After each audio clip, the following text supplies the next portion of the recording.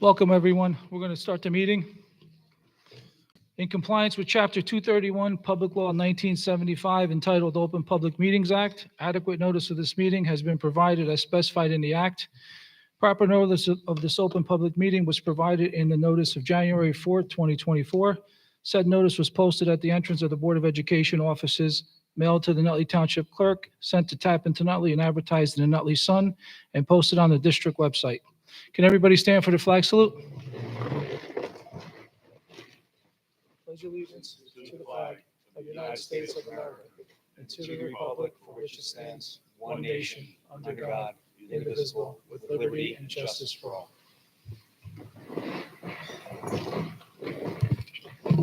Roll call. Here. Mr. Battaglia. Here. Mrs. Dancheck-Martin. Dr. D'Elia. Here. Mr. Fraginels.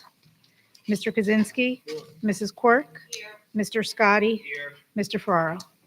Here. On behalf of the Board of Education, I want to thank the community for their patience and support during this extremely difficult time. We would also like to publicly thank the Department of Education for their continued cooperation and support. This evening, we'll be providing information to the public regarding the board's current financial problems and offering solutions to those problems. Corrective action will be provided to the Commissioner of Education for review. As board members, we have a responsibility to the community to oversee the policies and budgets of the local school district, advocate for the needs of the students and educators, and to ensure that the district operates effectively and in compliance with state regulations. We represent the interests of the community in educational matters, and we take that responsibility very seriously. As a board, we are embarrassed by the circumstances surrounding the deficit that we now face. However, upon learning of this deficit, my fellow board members and I took immediate action to address those concerns. We have not and we will not ignore our responsibility to the community in this regard. Since learning of the financial deficit, we have worked hard to ensure that this does not happen again, which is the basis of this evening's presentation. Finally, we want to acknowledge the tireless efforts of our superintendent and his staff to identify and assist in the necessary corrective actions while continuing to provide for the needs of our students and faculty. We thank him for his leadership.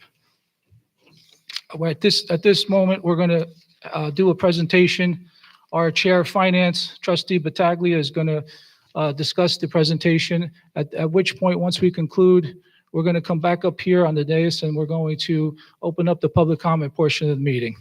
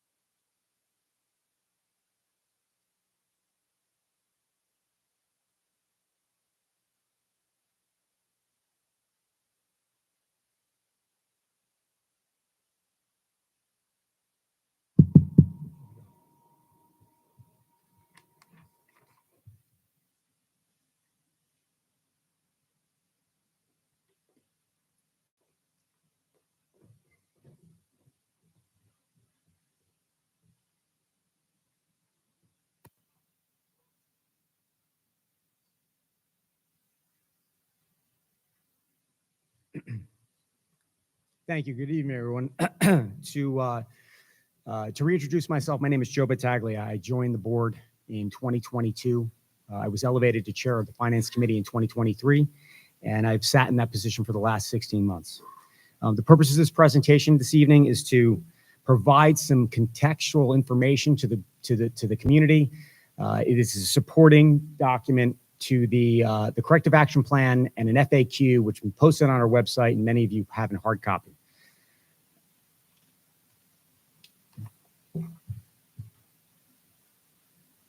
On March 19th, the Nutley staff, parents, and community members received a fairly cryptic email about some financial issues associated with the district.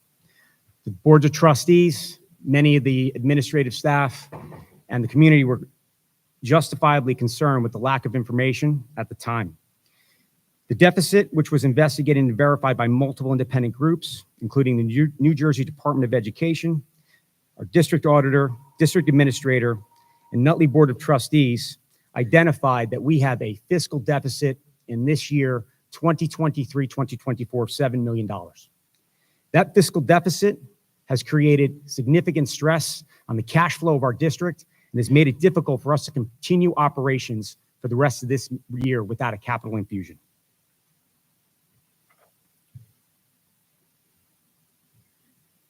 How did we get here? There are several factors that account for the deficit in this fiscal year. There are rising costs attributed to several fixed and variable line items, including but not limited to rising headcount, healthcare for full-time employees, special services, transportation, and aging infrastructure. But unfortunately, what's created the deficit in this fiscal year are multiple misstated projections for revenues and expenses and several unbudgeted expenses for known items that should have been in this year's budget. FAQ number 2 and sections 2 and 3 in the corrective action plan will provide a little bit more detail, but I'll provide some more context as we go through the presentation. So when did we know?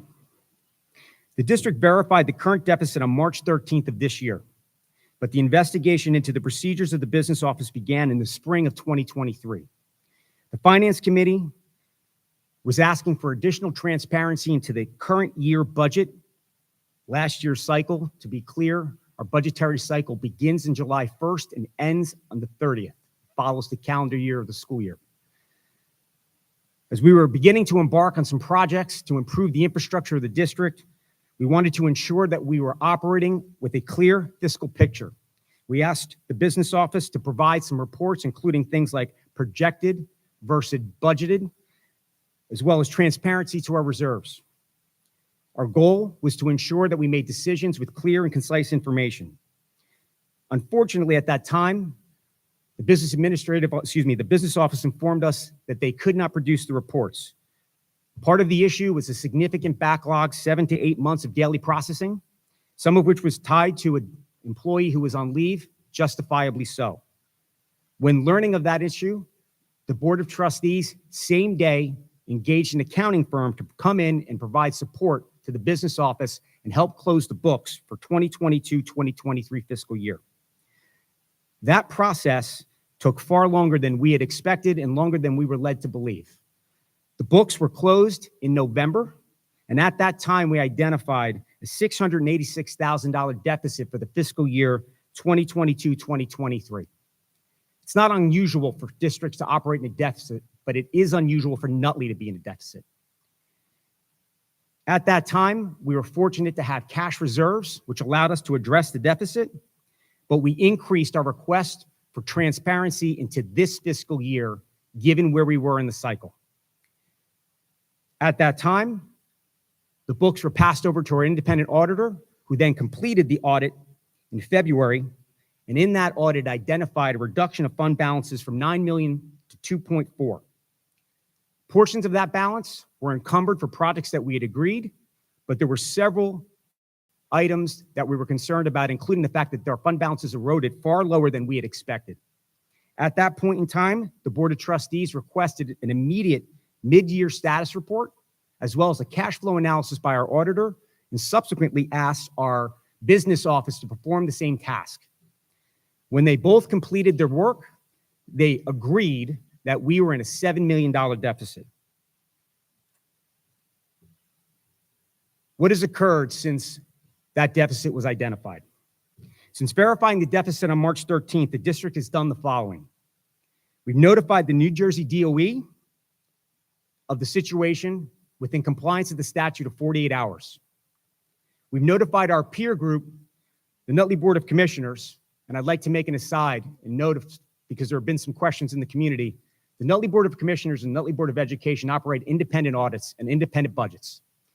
Although we share information, it is the responsibility of each group to manage their own fiscal policies, as well as ensure that their budgets are adherent to the information that's provided. I'd like to thank the commissioners because at that time they provided, although expressing extraordinary disappointment in the status of the finances of the district, support, including key contacts, providing external advisors, as well as authorizing the Commissioner of Finance, Tom Evans, to step in and provide advisory services to the Board of Education. At that time, we began the process of understanding where we were with the county field office regarding cash flow and what exactly we needed to ensure that we could close the books for this fiscal year and not disrupt the educational process for students. We identified that we needed to secure relief funding of approximately $7 million. We developed a correction action plan in accordance with the state statute, and we submitted a preliminary budget for 24-25, which was delivered to the state on March 20th. I'd like to note the dates. We identified and verified our deficit on March 13th, and then we were forced by state statute to have prepared a new budget in 7 days. And at this time, recognizing the risk that the district was in, we immediately began search for an interim business administrator, and those interviews are ongoing. I'd like to note that in the state of New Jersey, the responsibilities of the business administrator are almost as equal as the superintendent. Not having a business administrator in district puts us at risk from a business perspective, as well as several other responsibilities a business administrator has. It is important that we fill this position.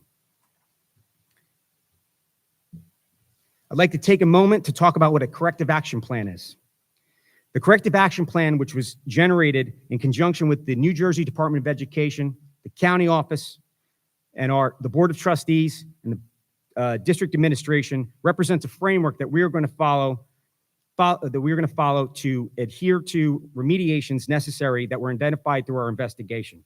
It'll address several areas, some of which include, but are not limited to, budget creation, oversight, internal controls of several areas, the use of external resources, including vendors and providers, and the selection thereof, and monitoring and reporting.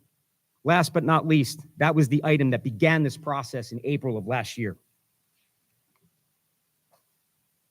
What are the next steps? As I previously mentioned, this issue was identified in total on the 13th of March. We submitted a preliminary budget on March 20th. We have several key deadlines over the next 30 days. We will focus on completing and establishing a long-term sustainable budget on a go-forward basis. We will adopt the critical action plan, which is on the docket for vote tonight by the board, and then we will submit it to the New Jersey Department of Education. That will put us one step closer to receiving relief funding and the closure of outstanding financial obligations. I'd like to say that we have significant bills in arrears going back to 2023. I'd like to thank the vendors and providers who have continued to provide service knowing that Nutley is in physical distress. These are providers who work with our students, provide critical services, and they should know they're going to get paid. We will finalize a needs-based budget or zero-based budget. These acronyms are not always for me.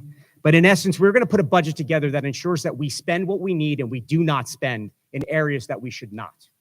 That process has already begun, and it will continue to be iterative until we present it to the district and to the community on May 7th. Upon completion of vote and adoption at the board, we will submit it to the state no later than the 15th of May and hope for approval. We expect, given the work that we have done and the opportunity that we have to improve our current budget, reduce unnecessary expenditures, unlock economic value in the district, that we will put forth a long-term sustainable budget that will correct these actions and issues that we are currently facing today fairly quickly. I'd like to state again, when you look at the timeline, this issue was identified in earnest on March 13th, and we will submit a final budget from the ground up to the state by the 15th of May. That's 60 days. I'd like to note, before we go any further, the work that's mentioned by the president of the central office, Kent Bania, who was welcomed into his office, the Board of Trustees, several outside consultants, myself included, as well as Tom Evans, the Commissioner of Finance, all of whom have looked directly into the actions. He's accepted responsibility under extraordinarily difficult facts and circumstances. And I have to say, from my perspective, not only Kent, but his staff have stepped up significantly. It is times of crisis, and make no mistakes, this was and is a financial crisis when you know who your leaders are. I can say with the work that I've been involved with several members, some of which are in the front of this row, Ian Viemeister, who's in the back, those teachers who are in the audience who have continued to support our students, and the administrators who have continued to make sure that the operations of the districts have remained unchanged, I thank you. This has been a tremendous amount of work, an extraordinary stressful situation, but I am happy to say that we are moving forward in the right direction. There are several more frequently asked questions that I didn't address in the presentation. I asked the public, use this tool. These are iterative, dynamic documents. We are going to be adding information to both the corrective action plan and the FAQs as we work through the budgetary cycle and identify other areas where we can improve the performance of the district. There are several more questions. Not going to read them here. They're posted online, as well as I said, already handouts.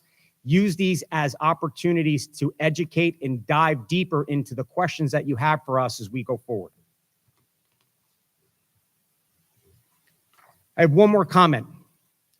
I'm going to do something that our two lawyers here would tell me not to do, which is I'm going to go off script, speak from the heart. I'm a 27-year financial services professional. I work for a global investment bank. I have been a COO and managed a budget in excess of $1.5 billion. I am extraordinarily disappointed to be here tonight. I can tell you that despite my background, this issue and the things that we have identified have taken 10 months, several individuals externally as providers, and several members in the community with knowledge and issue to uncover exactly what has occurred. And it is a complex problem. That does not give me any solace. I will say that the Board of Trustees, on behalf of the Board of Trustees, we are dedicated to fixing this issue. We believe we can. I can say as a taxpayer and as a parent, I graduated this district in 1992. My wife in 1993. I have a 10th grader and a 7th grader. Seeing these problems fixed, ensuring that the educational credibility and quality that our students receive is paramount. I believe personally that we can fix these problems not only through rebuilding the budget, but also unlocking value, ensuring that we're properly compensated from the state on the aid front, and get ourselves in a position where this district is forward and in better position with our peer group over the next 10 years or 20 years than we have been for the previous 2 decades. I can say that if we do what we need to do, adhere to the fiscal policies that are necessary, we have an opportunity to reimburse the state far ahead of the timeline that they expect us to. And that, I believe, is true because we pay our bills. We are not going to lay this problem at the feet of the taxpayer. That is why we are going to spend a considerable amount of time rebuilding the budget and ensuring that we are spending money in the right places. I'd like to thank you for your patience. Please use this opportunity to bring questions and comments to the board. We are here to provide as much support and transparency as we can at this time. Thank you.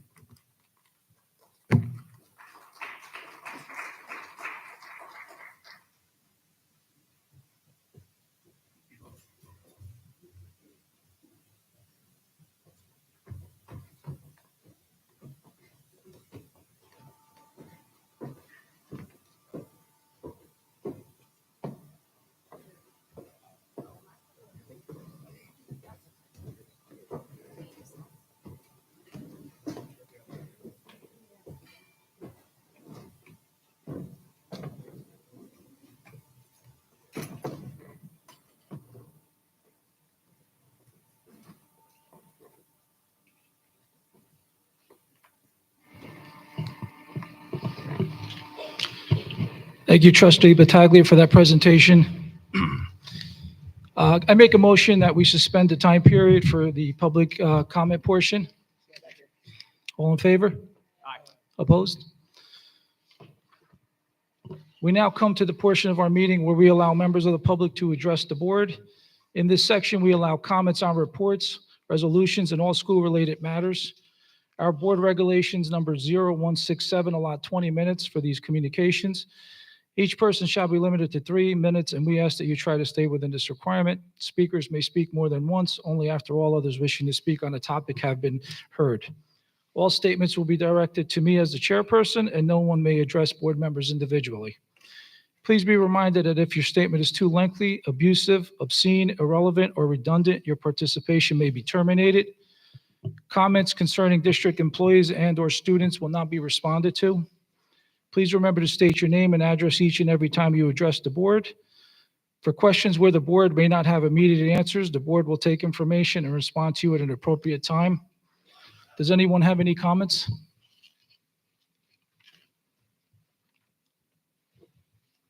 I'll sign in first.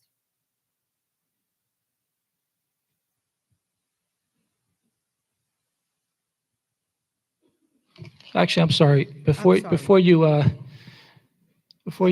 give us your comments, Mr. Benya, could you just acknowledge some of our people that are here today with us? Thank you, Mr. President. Joining us on the stage today, we have Mr. Scott Evelyn, our board attorney, Mr. Dennis McKeever, our special counsel, Mr. Gary Vinci, our district auditor. It's Scott, yeah, I meant to Scott first. Okay, Okay, Donna Thank you. Ferraro, 34 Roosevelt Street. I have a couple of questions. I know Mr. Battaglia had, I believe, answered one. I wanted to know, how have you been paying the bills that need to be paid, such as the health benefits, salary, and the necessary expenses? Was I understanding that they're being taken care of? Yeah, I'll confirm that. Yes, we've been paying, in this type of situation, we're paying the bills we know we have to pay to ensure that we can continue to operate. It's not just, but it includes payroll, healthcare, and some other bills that are necessary. And we've asked for forgiveness and adherence from some of the providers who are, quite frankly, under their own pressure financially for patients with confirmation that they will be paid in full. Okay. Currently, where is our money? What bank?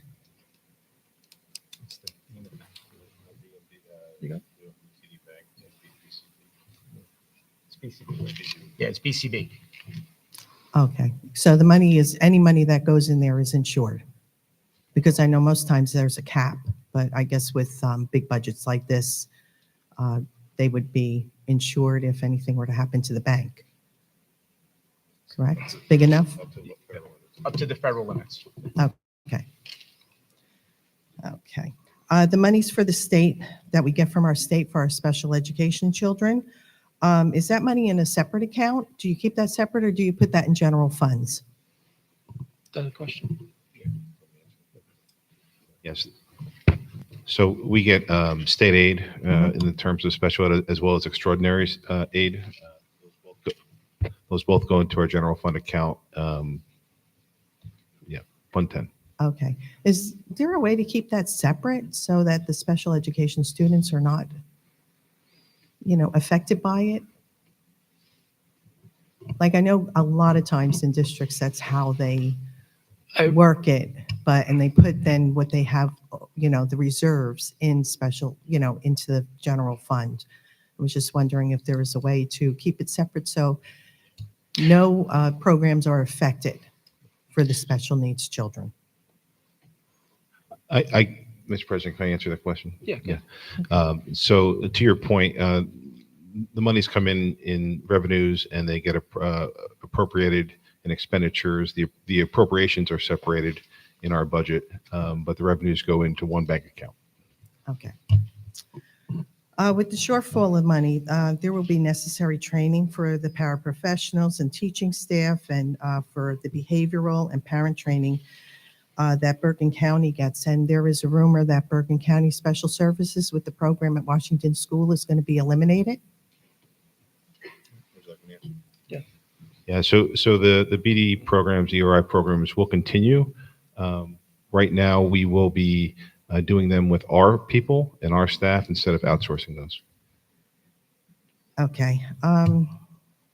As a former special education teacher, I worked with Bergen County Special Services in our district. And I just want to tell you the training that they get is nothing compared. And I'm not putting down our special education teachers. I was one myself in the public district compared to what they get privately. And I was really hoping that you would keep it because in the long run, with the monies not being available, the training that they're going to need is not going to be available for them. As much in-house training that you do, it's not the same. Thank you for your feedback. I just wanted a point of clarify. We partner with South Bergen Jointure Commission, which is different than Bergen County Special Services. Okay, but they're kind of the same in a sense. Yes. You know how they work. So just coming from someone who worked with them, I just want you to know how professional. And I wasn't employed by them. I was employed by public school district. So just so you understand where I'm coming from, I do see the difference. The aides are different than the aides that we have. And I worry about special education children. That's my love and that's my part. I get. Thank you for your So- feedback. It's appreciated. Okay. Also, I just want to make sure that, to me, not laying off any of the paraprofessionals wouldn't be, most times they go to the bottom up.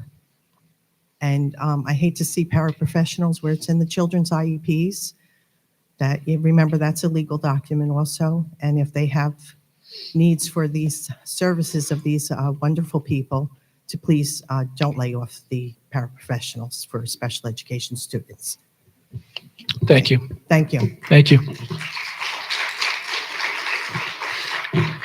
Anyone else wishing to come up?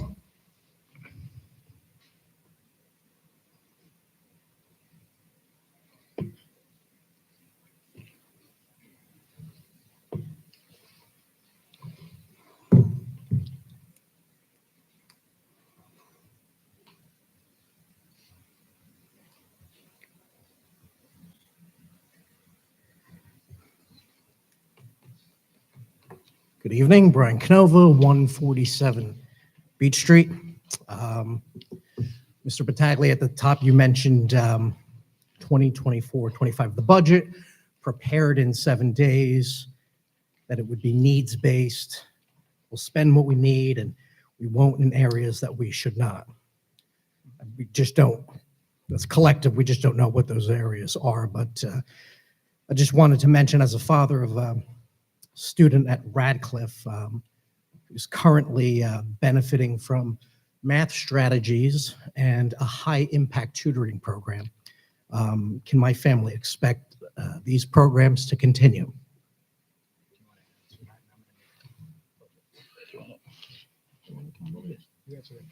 Yeah, thank you for your comment. We'll continue to provide tiered support services for our students. The high impact tutoring grant, as mentioned, is a separate grant we're awarded this year. To be honest, I do hear that they're offering another round. I don't think they put out another round for next year yet in pertaining to that grant. As far as multiple tiered system of support, we'll continue to offer multiple tiered system of support, I believe with a focus on tier 1 interventions for next year. Thank you. Anyone else wishing to come up?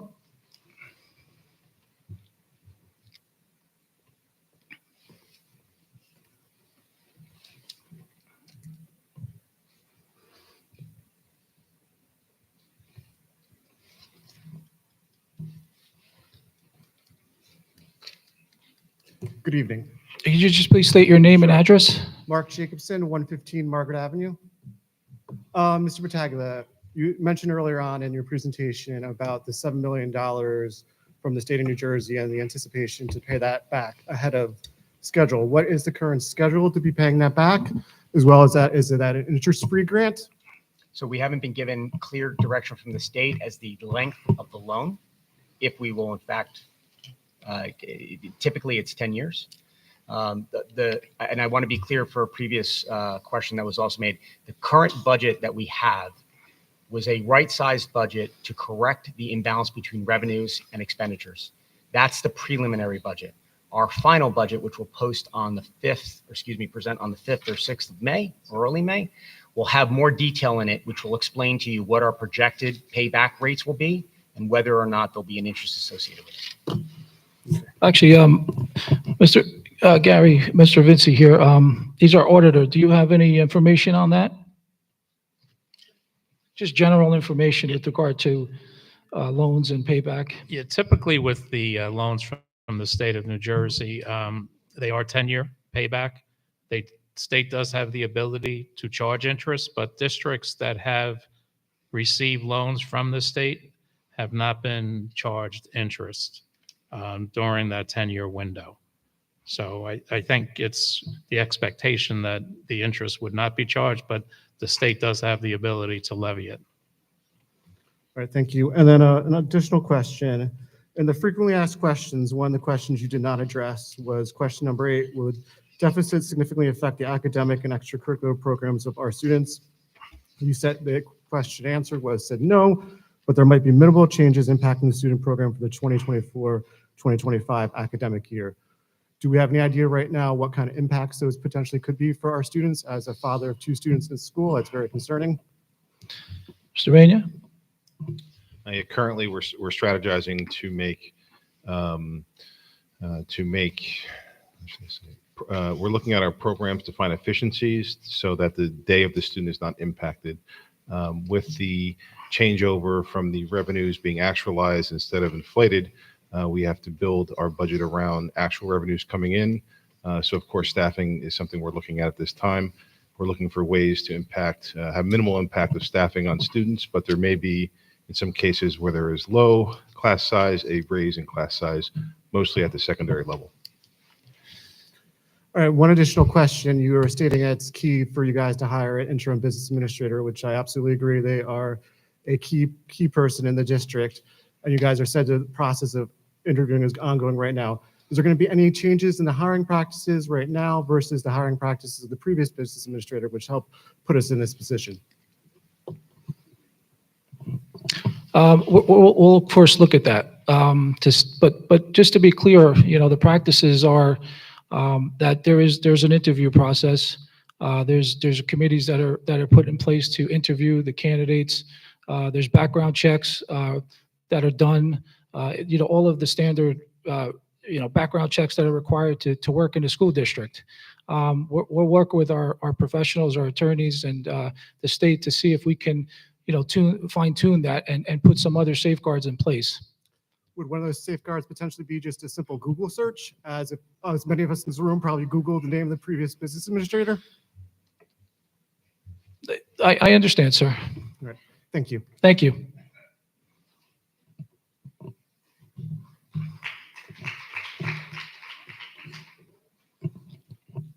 Anyone else wishing to?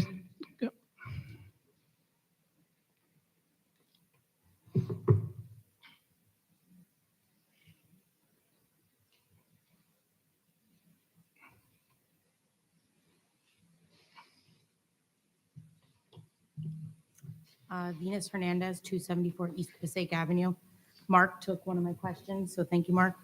Off of that, the interim BA. Can you just lower the mic, please? Thank you. Sorry, Venus Hernandez, 274 East Passaic Avenue.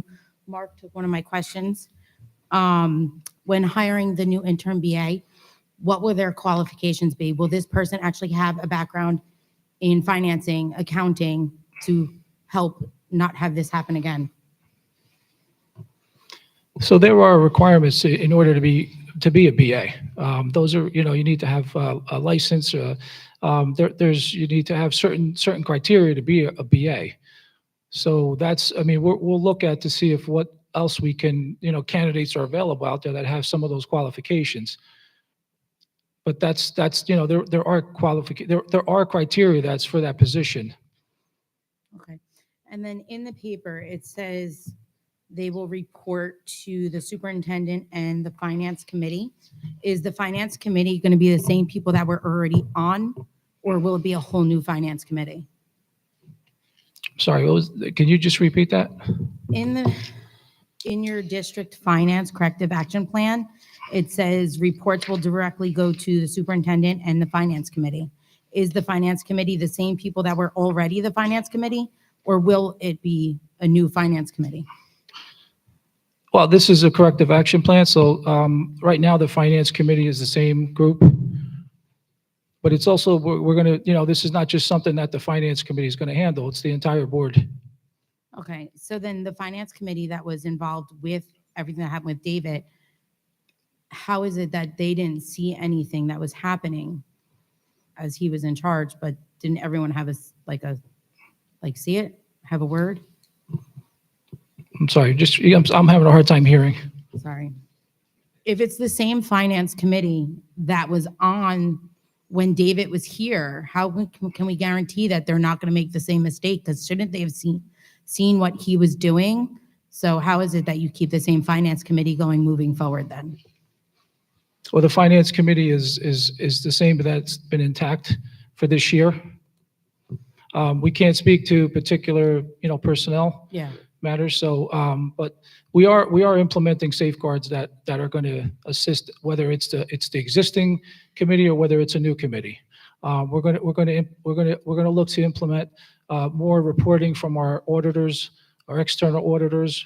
We're looking to employ outside consultants that are going to provide monthly reporting to the committee and to the board. Okay, thank you. Thank you.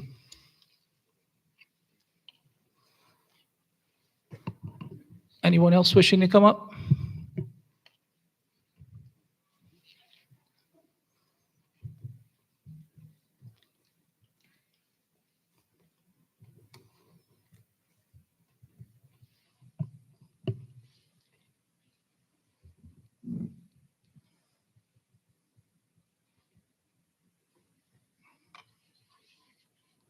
Sorry, I have a long address.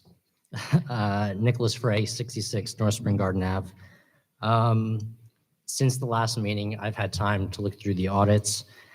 I've had time to look through the bylaws. I just have some questions on how we got here today, because I think that's an important feature that we all kind of want to know about. Is it okay if I talk to Mr. Battaglia directly? Is that all right? Yeah. You could just Okay. ask questions, Okay, and then sounds we're good. gonna answer them. The independent audit came out on February 7th. However, as the process goes along, between June 30th of 22 and June 30th of 23, do you see the bank balances?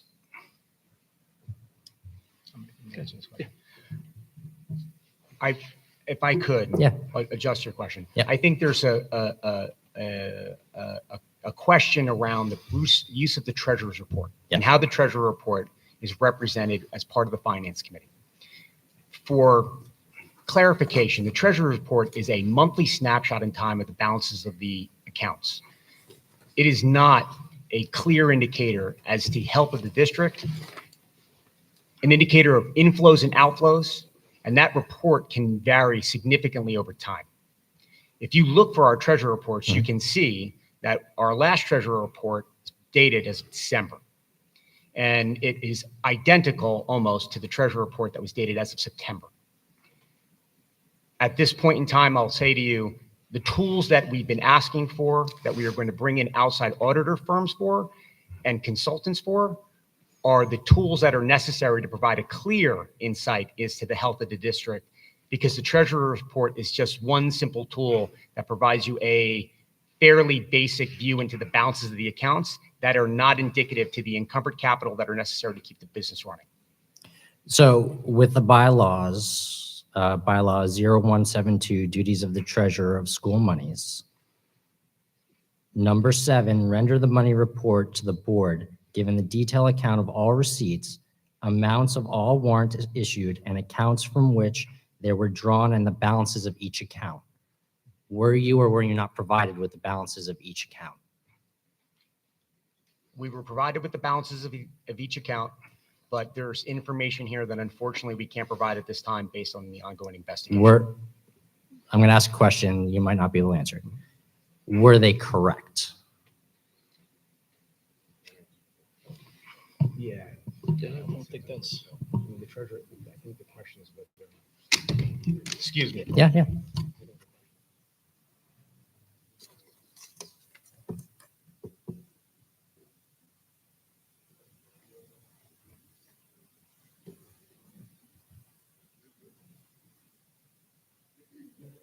The one thing I want to just kind of address, because there's a little bit of a misconception, it's same with the young lady who was up here before, about the legal level that board members can get into the day-to-day activities Sure. of the district. And ethically, they can't run the district, they oversee the policy, so it's a broader view. So it's, that's not the level of detail that they are allowed to get into on it. In terms of the treasurer of school monies, again, I think Mr. Battaglia explained that it's not like a real detail. It's just that like kind of snapshot So, each month. and forgive me, I'm not trying to beat a dead horse. The reason I'm asking is because we elect you, the officials, right? You run, you want to be on the Board of Education. You don't get paid for it, as I was told in the last meeting. Totally get it. You are unpaid members who represent us. However, what I think the community wants to know, how do we get to the point where we don't know what's in our bank account? How do we get to the point where we don't know if we have money to make payroll? These are items that it's either the treasurer or the people who run that department, that they are the ones who have lost the focus, and you are the ones who are not overseeing that in that way. So my question is, how does that $7 million, which is in the audit report, clear as day, as represented from 2022 to 2023, there's a $7 million deficit between those 2 years. And you're correct from your presentation, it's headcount. That represents a large majority, but there are also capital projects. There are also, can't read it, plant and operation maintenance. Plant and operations maintenance went up $1.5 million between those 2 years. Capital projects went up 1.6. So as those things are going on, how are we not catching that? And I know you're not involved in that day to day. I'm not saying you are. I'm saying, how do we get to that point? How do we get to that point where we're missing these items over the course of that year? Because this all goes back to last year. This has nothing to do with this year's deficit, only because we're making up for last year's problem. Before we go any further, I'd like to make it perfectly clear. Yeah. This year's deficit is not a makeup for last year's problem. It would take some considerable time for us to bring you up to speed on the causes and factors that resulted in a deficit last year and a deficit this year, as our audit report stated. Okay. There was a drainage of the reserves, but it is not driven by the factors that I think you can identify by looking at the treasurer's report and some of the other things that occurred within the district last year. I think we're in a difficult position here because there is some additional information we probably can't speak to Okay. at this Yeah, point. no, I get it. But Yeah. we're aware and have the same concerns that you have as to what occurred over a relatively brief period of time to erode substantial economic value from the district. And we understand and have some transparency as to what's occurred. And I get it. I'm not asking for, because I understand that there's a lot of legal actions here. So what you can't say, I respect, because I'm not trying to put a bullet on anybody. I'm just trying to get to a point. From the auditor's manager's report, financial planning, accounting, paragraph number 4, greater care needs to be taken of the recording of year-end accounts payable. What are we doing to ensure that that happens?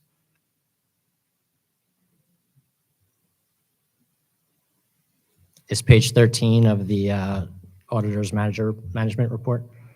That's the auditor's report? Yes, this the summary of the Okay. report. Yeah.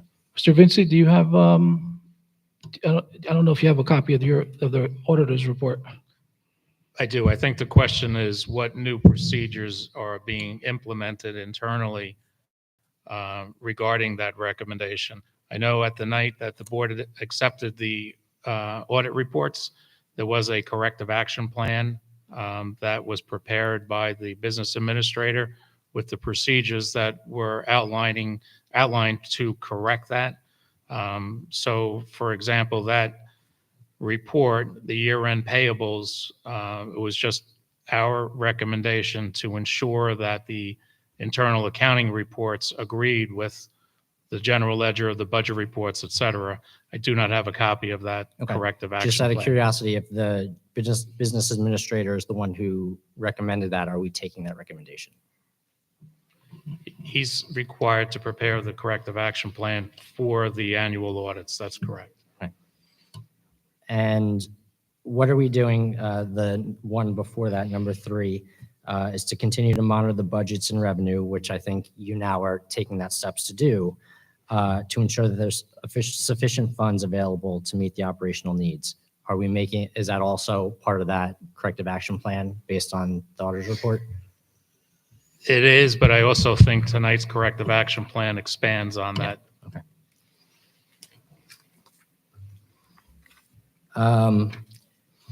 As far as choosing vendors are concerned that we pay, I know there's a process. It's within the bylaws. You need to get 3 quotes for that. What is the process of making sure that the business is not owned by somebody who has connections with the school district? Yeah, I'll speak to that. There are anti-nepotism rules and laws and regulations, and there are all the public contract bidding law for schools. It's all in regulation of what can and cannot be awarded to vendors. And the ethics, the DOE ethics rules as well. So the bylaw of 0142.1 nepotism, that one carries over to the vendors that we choose as well? 01421, yes, it does. See, that's why, because of very astute members of the community, that's why I bring my bylaws.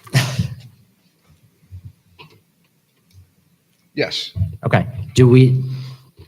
Was there any connection between what our business administrator had done and any connection with nepotism? That, unfortunately, that's You something cannot we answer can't, that. we Can't can't, answer because that's an that. Okay. ongoing Yep. matter.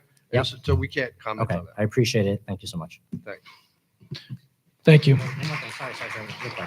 So I know you spoke from the heart, Mr. Battaglia.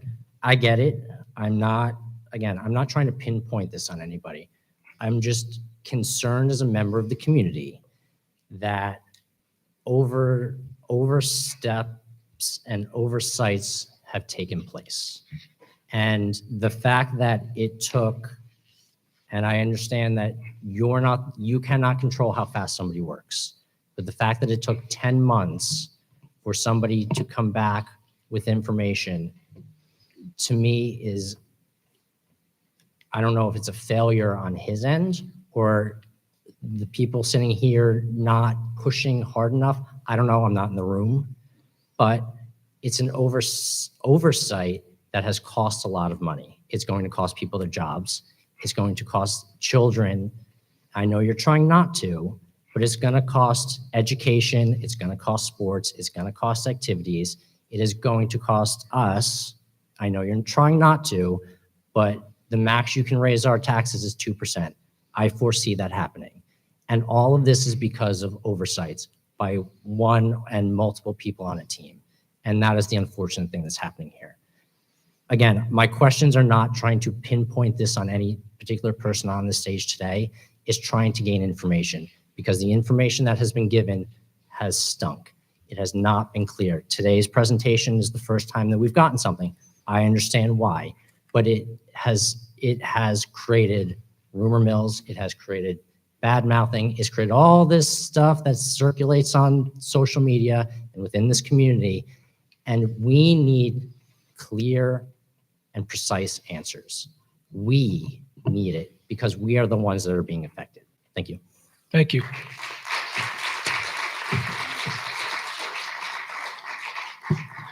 Anyone else wishing to come up and speak?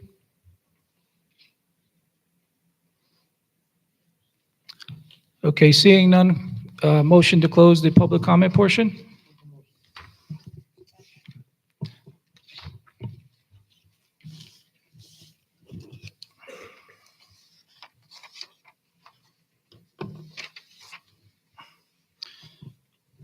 Mr. Kaczynski, can you move administration resolution?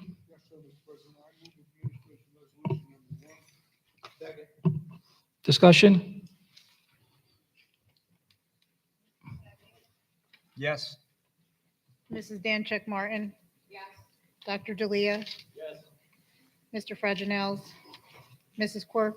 Yes. Mr. Scotty? Yes. Mr. Farrar? Yes. If it's okay, I'd like to vote yes. Oh, I'm sorry, Mr. Battaglia and Mr. Kaczynski. Mr. Bosa. Mr. Bolsamo, I got it, and Mr. Kaczynski.